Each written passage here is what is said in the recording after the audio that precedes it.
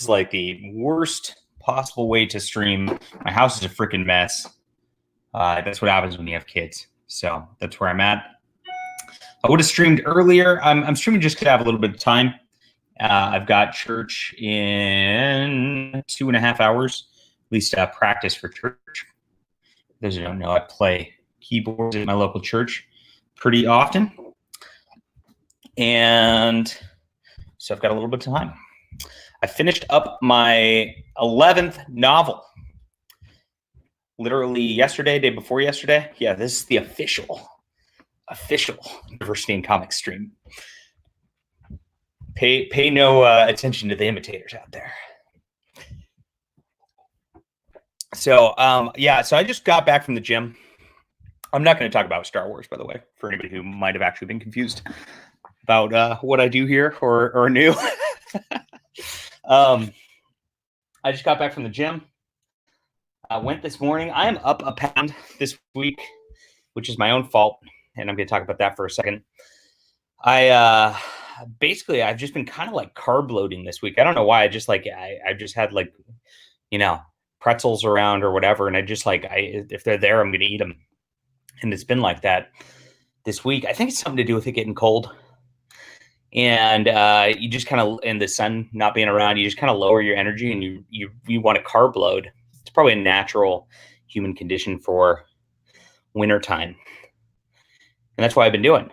So I gained a pound. I also, of course, I drank a couple times this week too, which doesn't help the whole poundage situation.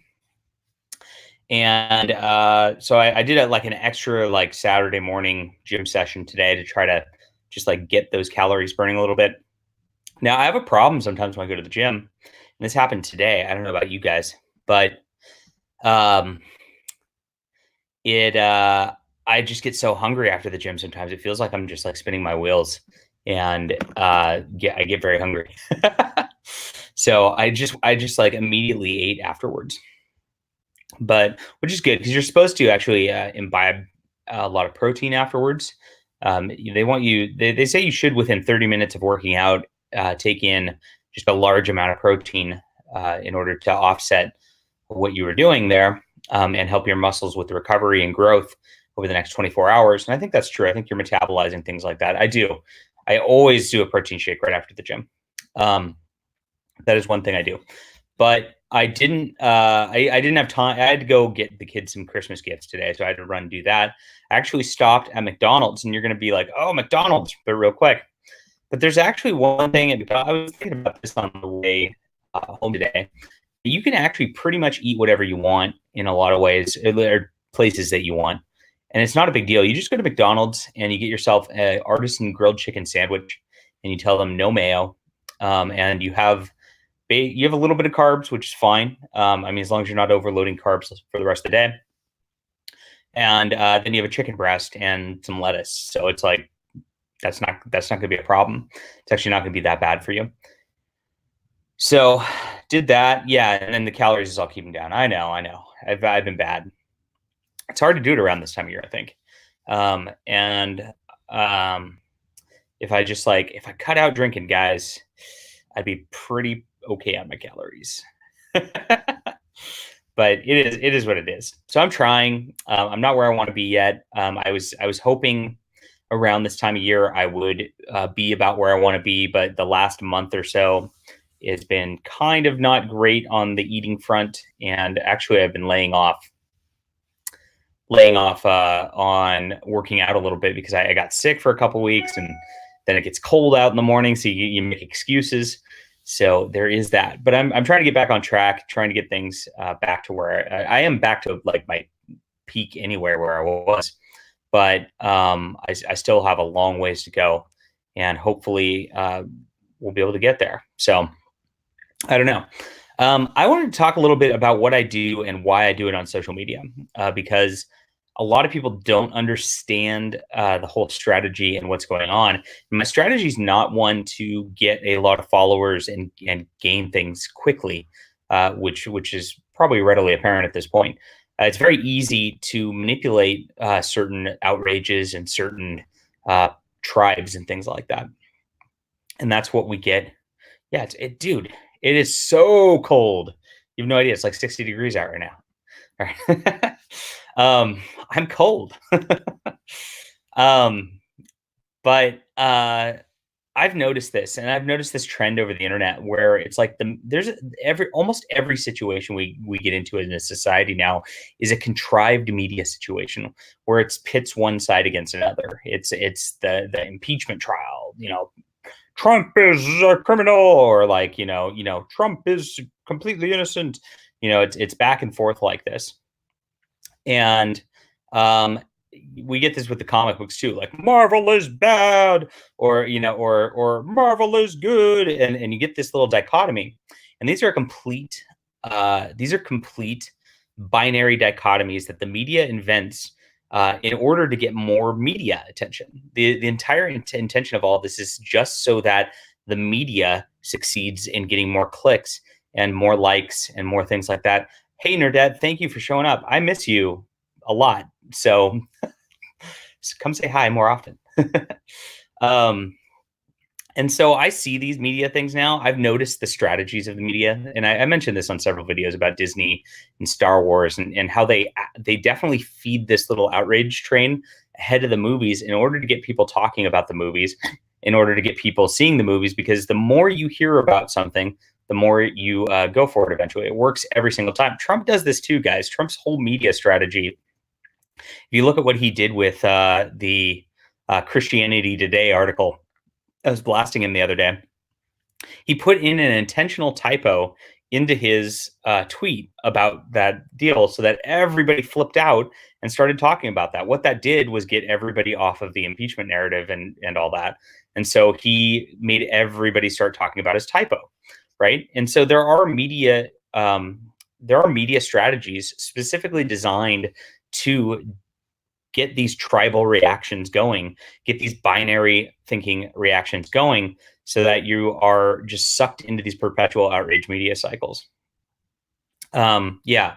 Floyd Mayweather says, yeah, everybody does. I do too. I mean, I'm not gonna lie. I have course provocators on purpose, and when I go into something like this, I know what the reaction is going to be. When I say Star Wars doesn't matter, I'm going to outrage not only the corporate media shells who are into Star Wars, I'm going to outrage the fandom menace also, because they're actually more into Star Wars than the corporate media are trying to promote their Star Wars. So both sides are actively trying to promote Star Wars. And I'm here saying, hey, these are both stupid opinions. And that can't compute to either side. Every side is so ingrained in their echo chamber at this point that all they see is the same opinion about whatever thing they're in, Star Wars for this example, as they think, because they have deleted everybody else, they've canceled everybody else who has different opinions at this point. And so this happens regularly with every single topic. Comics did this 2 years ago. Comics split into this, like, we're the Marvel, we're the Comicsgate group, and each side unfriended everybody else who had any sort of different opinion. And so all they saw was these regurgitating opinions that spiral and spiral angrier and angrier, to the point where they just like cannot actually say anything about anything. It's really unbelievable. So if you have one contrary opinion to what the tribe has, the tribe then ostracizes you and causes this whole crazy rift thing.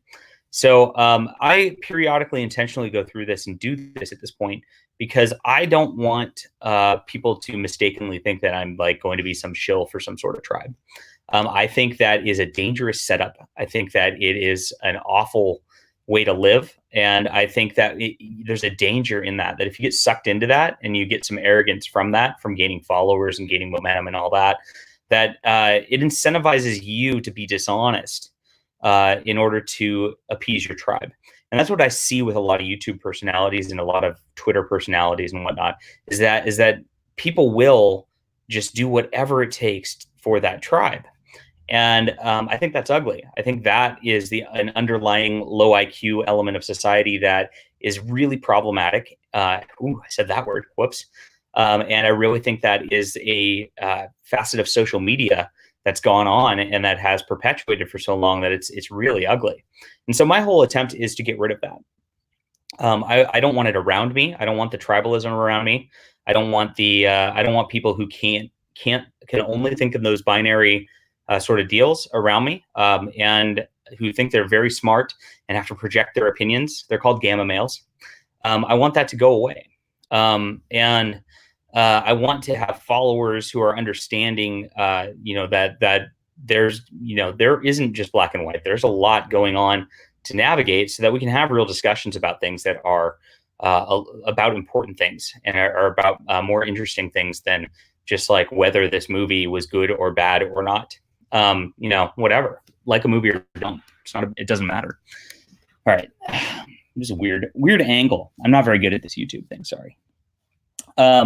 So that's what I do. So I go through and I go, look, there's this culturally hot button thing right now. And I think about like what's going on and what's the media strategy here.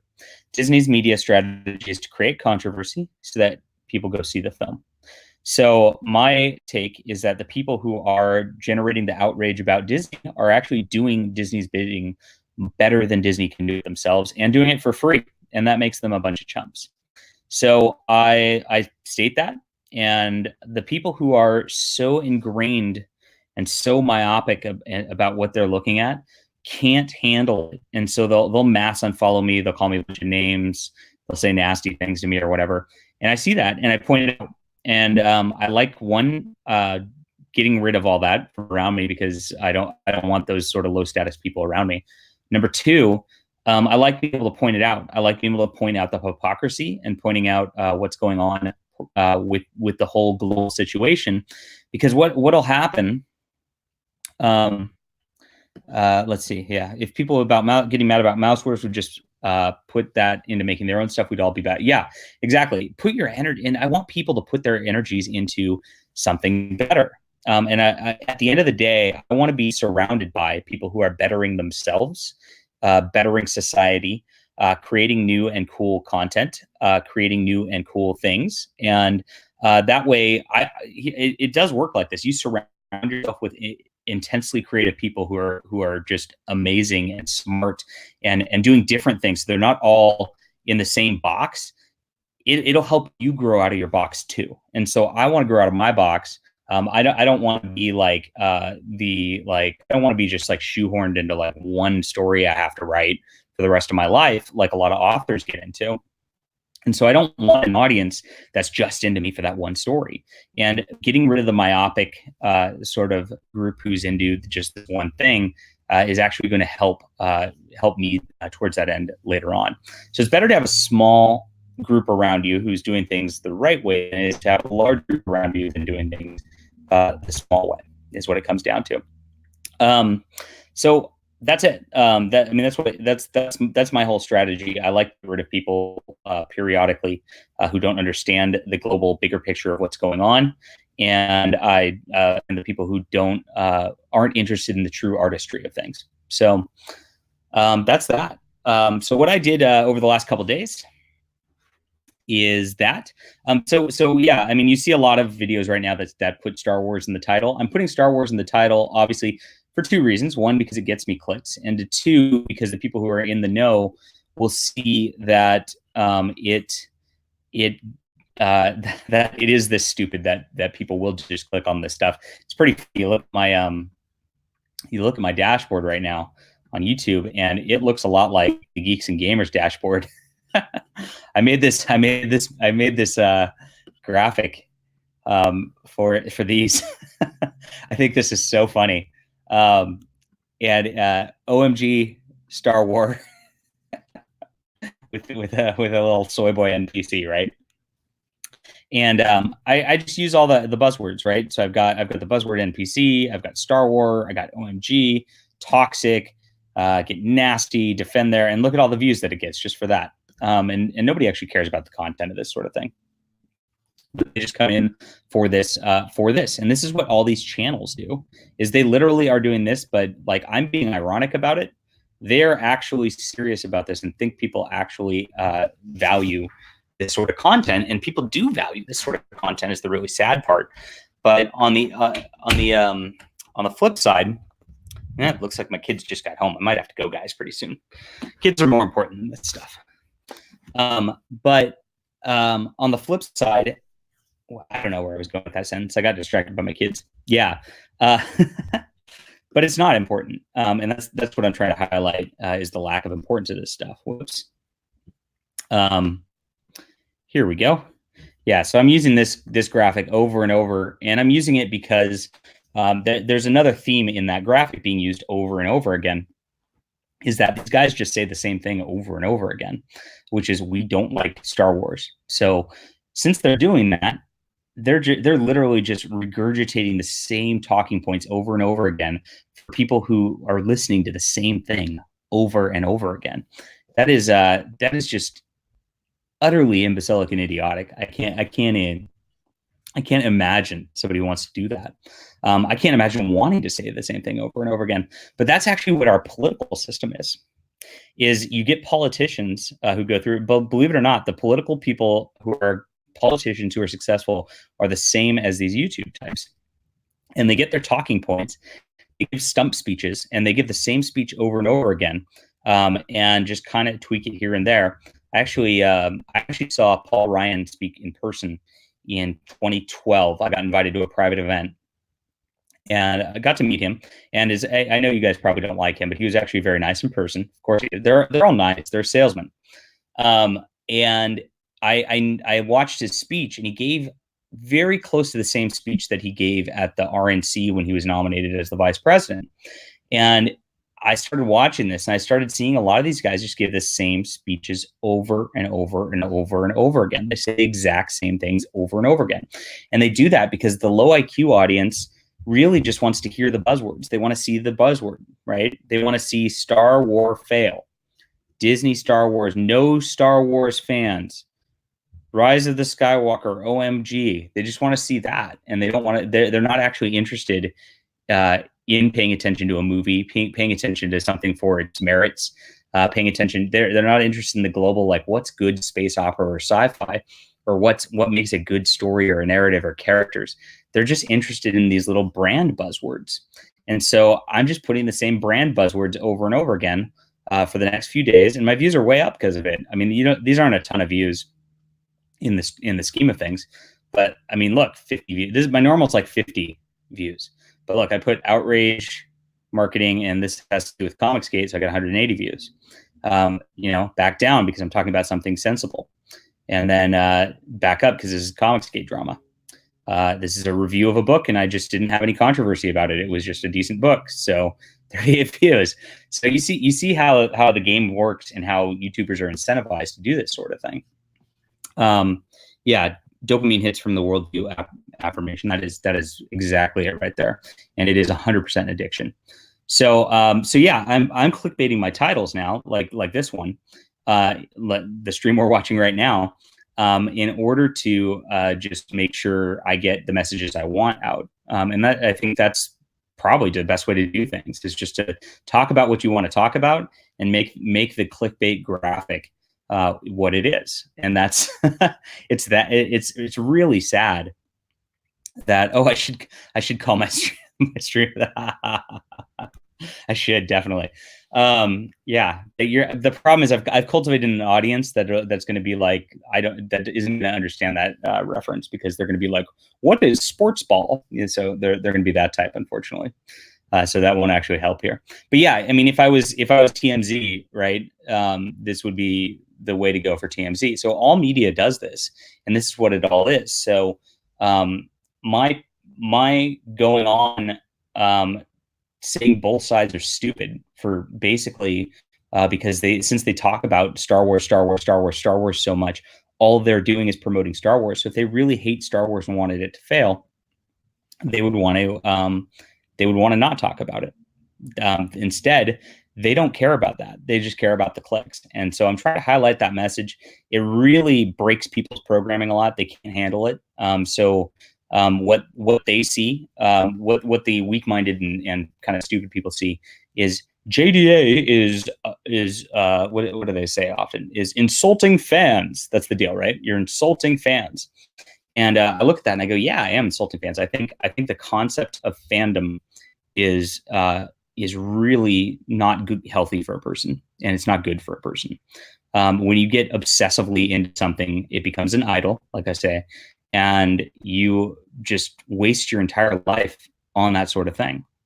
And so I'm trying to break the habits of fandom, and I want to break the tribes of fandom on the internet. And I want to create something different that is just about art and artistry, and not about the idolatry of a brand. So that's my onus here. I hope that makes sense to you guys. I'm not like I don't know. I feel like I'm not the most articulate person in the world, but that's the intention of what we're doing here. So during this, thank you for liking the hat. This hat went viral, by the way. This was a very, very, very funny day yesterday. Undead Scribe or something like that found the tweet, didn't quite understand what was going on with it, and was like, I don't get this.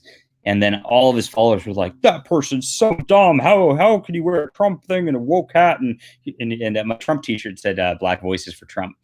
And he's not even black. It's like, yeah, that's the point. It was so funny. And again, this is the same thing as the Star Wars thing. Everybody is so wrapped up in their identity politics. And I'm not just talking to SJWs guys. Unfortunately, I wish I was. When you get this red pill that like all the sides that are cookie cutter putting you into boxes are the same, it sucks. Because it just sucks. But once you get that red pill, it's like you can't unsee it. So the people in the like, I guess I'll call it MAGA crowd, often do the same thing that they do, and they see conflicting imagery. They're like, they can't even believe this is real. It's so dumb. Blah blah blah blah. And yes, the real answer is that's just a joke. And the internet's so crazy these days that you can't just make a joke. You can't hit anything, any topic. You can't just laugh about Star Wars because it doesn't matter. Because people are so invested and so in their echo chambers that they're riled up about every single topic at the end of 2019 here. That I mean, it just seems like everybody is in a state where they're about to psychologically break all the time, and I don't know what to do about that. I mock it. I guess what I do about it is I mock that state of being. And is it effective? It's probably bad for book sales. Not gonna lie. It's probably bad for subscribes. It's probably bad for Twitter likes. Probably bad for Twitter follow. It is bad for Twitter follows, I can tell you that. But I think somebody needs to do it, and somebody needs to just dial everybody down. Just be like, this is so stupid, guys. Why are you spending your time being upset all the time? So that's that. That's my whole deal right now. It's going to go away, so I'm going to stop talking about Star Wars as soon as it's culturally irrelevant again, like in like 2-3 days. Get back to just reviewing what I want to review. I'm reading Moonraker right now. This might be backwards on the screen for you, but if it isn't, there it is. Moonraker, Ian Fleming, one of the original 007 novels. I've always wanted to read one of his novels. I've never read his writing before, and I'm about 10% into it. It's pretty fun so far. So I'm excited to read that, and I'll be reviewing that when I'm done with it. And yeah. And then, yeah, and here's the deal. The right people will get it. And I'm more interested in the right people being around than the multitudes of people being around. And this is, this goes for anything that's worthwhile. You're going to have people who understand what's going on. You're going to have people who don't understand what's going on. There's people who want to understand what's going on, and they'll reach out and talk to you. This is what people don't see on social media is I post and I get lots of angry comments. Everybody thinks like, oh my gosh, he's just like he's unhinged. Everybody's against him. Can't you see that? And what I get is I get like 3 or 4 DMs from random people. We're like, dude, I kind of understand what you're saying. Like, why are you saying this? And we have a good conversation. And I start to break somebody's programming because of that. And that's what I want to do. I want people to just start thinking outside the box, start thinking creatively, and get away from this whole tribal deal. And so when you get those 3 or 4 every single time, it's worth the 50 unfollows. Those people are lost at the moment, and there's nothing I can do until they see it to help them, unfortunately. So the people who want to be helped will be helped. People who won't want to be helped won't be helped, and the people who want to get it will get it, and etc. So it's kind of fun. This is totally a weird camera angle. So I have my laptop on my. It's making me look larger than life. I'm the emperor. This is what they do actually to make somebody look like a villain in movies. They use this camera angle. So you're supposed to actually to look nicer and to be like one of the people. Be it about here. Probably about there. But I can't hold my laptop here without it like being kind of uncomfortable. So this is what I do right here. All right. So the other things I've done the last few days is I finished the Stars Entwined 2, which I really shoot, my water. Oh well. Which I want to talk about. I wrote the Stars Entwined. This is like my big space opera universe. It's probably my favorite universe just because I've thought about it the longest. And the first book came out. It was my third book released in. When did I put it out? Now I put that out beginning of 2018. And I rewrote it so many times. I spent so many hours on it. It's just been like a crazy project that just built over time. I learned to write, unfortunately. The first version of it, I don't even know if I have a version of it, but it's real bad. But I rewrote it from scratch like 3 times, and ended up learning to write through the course of building this. And it is it's fun. And then it didn't really sell as much as my steampunk stuff, so I just never did much with it. This one doesn't have laser swords, so I've got that. That's my Justified series. I've pretty much done my Star Wars, not Star Wars. This Stars Entwined is closer to like a Babylon 5 or Star Trek universe, I would say. Yeah, and Star Wars fans are definitely uninterested in science fiction, so I don't care about losing them as followers because they're not gonna read anyway. Exactly.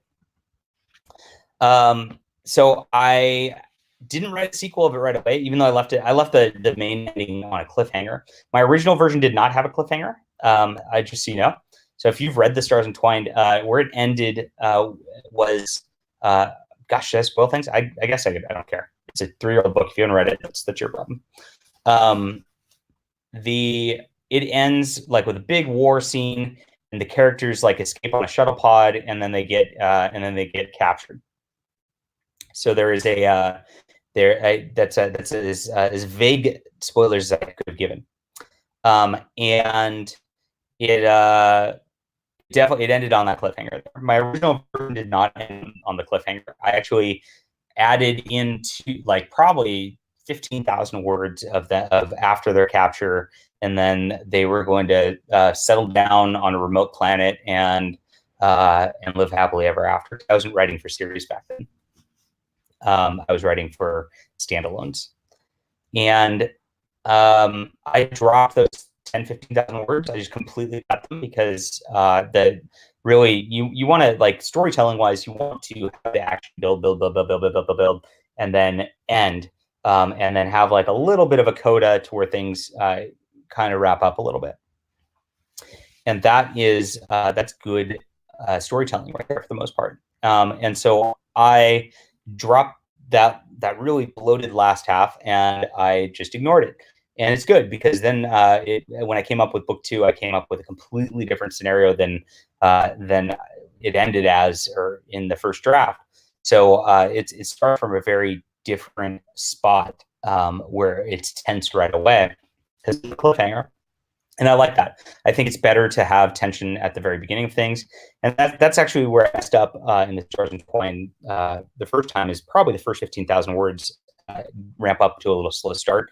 And if you read a lot of my early novels, that happens.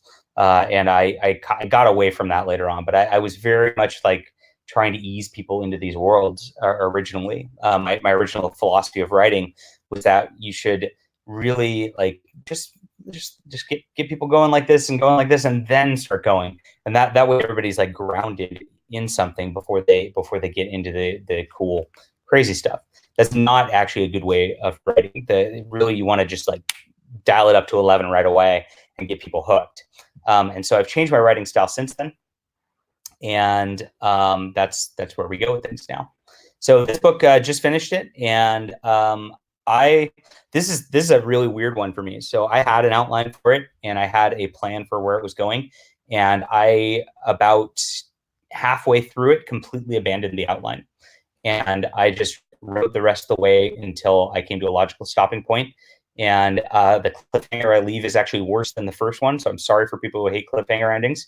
And that's where it ends. But it really, I've got like, this is part political thriller. This is part like genetic manipulation, science fiction. This is part just like just blast them up military science fiction, part romance, part just like character drama. There's just so much I pack into this that I'm really, really happy with where it went.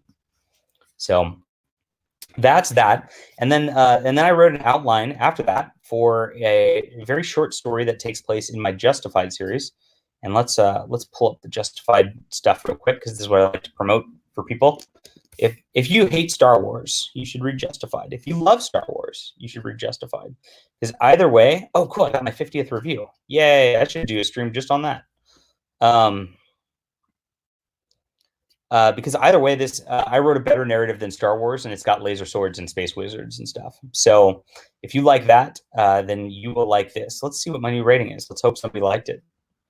So usually you're supposed to cull these things, so you tell everybody for sure they liked it. Here we go. Look at this. 5 stars. Thank you, Rondo, whoever you are.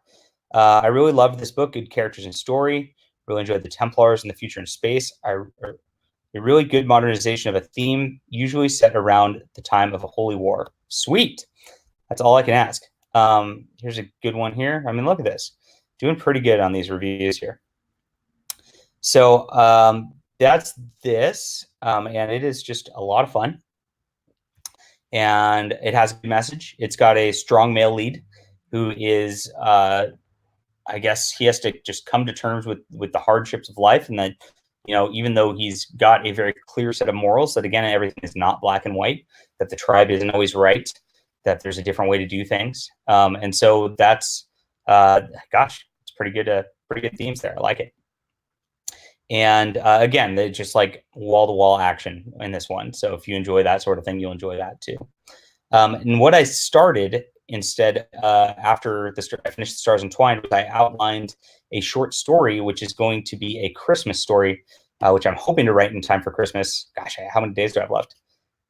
21, 22, 20. I've got 4 days to get this written and finished for my Patreon subscribers. So I'm going to have a short story set in this universe for the Patreon subscribers. It's going to be a biblical allegory of I don't want to spoil it. So, but there is a story in Acts of the Apostles in which this is going to mirror in some ways. I put my twist on it, but that's where I drew the inspiration from as a Christmas story. So that's what I'm going to be doing with the story, and definitely hope people will sign up for Patreon. Somebody throw the Patreon link in the chat if you would. I don't have that screen open at the moment. But I definitely recommend people get on that, because I put out short stories and comics and things like that. You mentioned audiobooks. There will be audio versions of this. I got one recorded, and the guy who I have a problem with The Stars Entwined on this too. The guy who was supposed to do the recordings of this and The Stars Entwined bailed. He did this full first book, and then he bailed mid Stars Entwined. And so now I'm at a spot where it's like, well, do I have a guy who did the first book who isn't going to do all 3 books? And do I have, you know, because I want that consistency through the books. It's kind of a tough spot. So I'm not sure what to do with this. And I'm not sure where to go with it. I was also being courted by a major audiobook production company back in like October, November for this. And that slowed me down to where I wasn't sure what I wanted to do with this for a while. And they dropped off too. So unfortunately, that's where I'm at. It's a little harder to get this stuff produced than it seems. So that's that. Eventually I'll have audiobooks. It'll happen eventually. Whew. And I think that's everything. So that's where we're at right now. That's the state of things. I'm excited about my Stars Entwined 2. I have to get the Stars Entwined back up. So if you guys also don't know, I ditched my publisher. So the Stars Entwined So look at it right here. It's gone. You can only get used paperbacks from people, which I guess there's 6 of them out there. But I don't have a file for the ebook of this or the print version of this because the publisher actually did that one themselves. I didn't have the formatter do it on my end. And so I have to get that redone and put back up. So if that's if you've missed this, the other thing you can do is I have paperback versions. So if you message me, I can get those. I can get those to you, and I'll sign them for you. So just message me about that if you want one of those. But I have to get both the paperback and ebooks back up on these. And for Steam and Country's in the same spot. I got for Steam and Country back up this week. Where'd it go? How is for Steam and Country not showing up on the Amazon results? Really?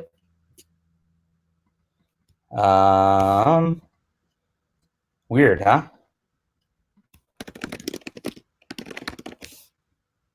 There it is. Shows up because my audiobook's still up. But I do have the files for the ebooks for these. So I got the ebooks back up. If you notice, like most Amazon things, there's a series.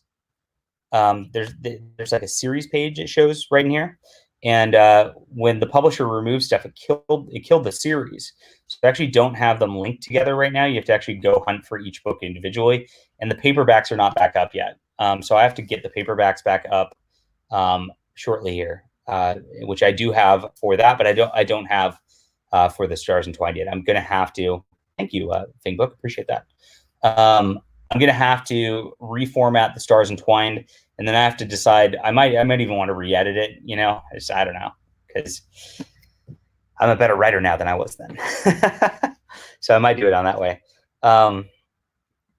No, a lot of people. My wife looks like this though, so I actually get questions about whether this is my wife or not. So it's yeah. I mean, but that's a compliment. So I like that. So that is where things are at right now. Gonna get all these back up.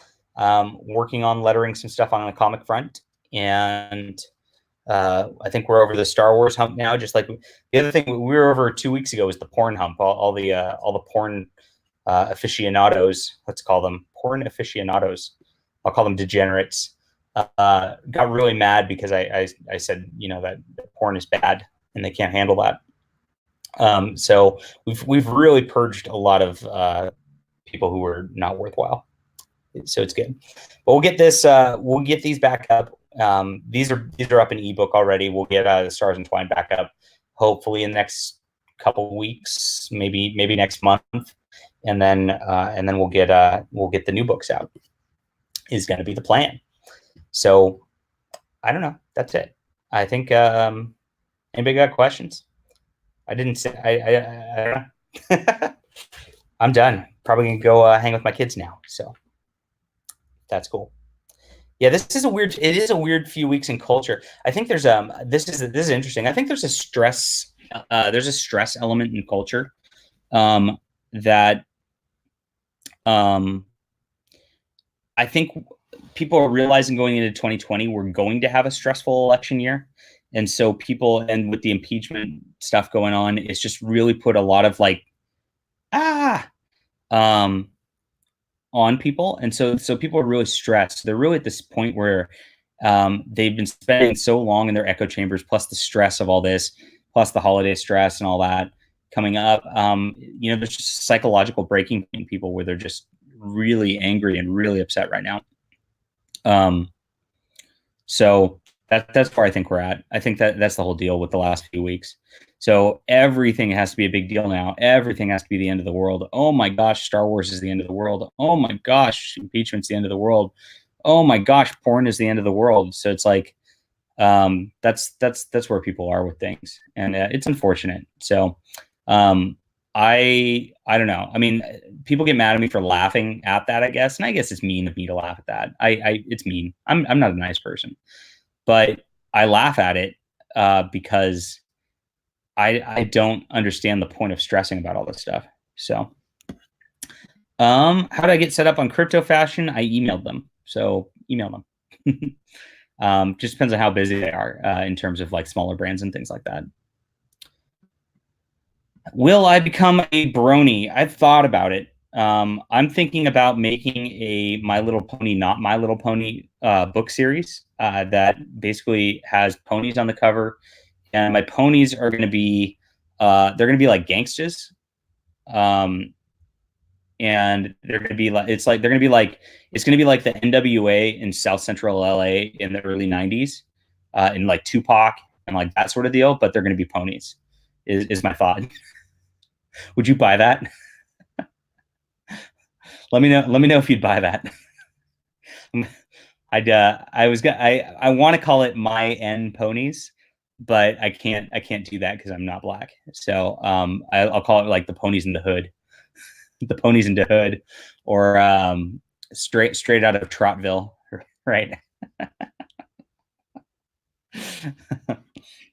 I don't know. I've been known to cater to um, does it really? That's funny. YouTube's stupid. I'm so sick of all the censorship crap.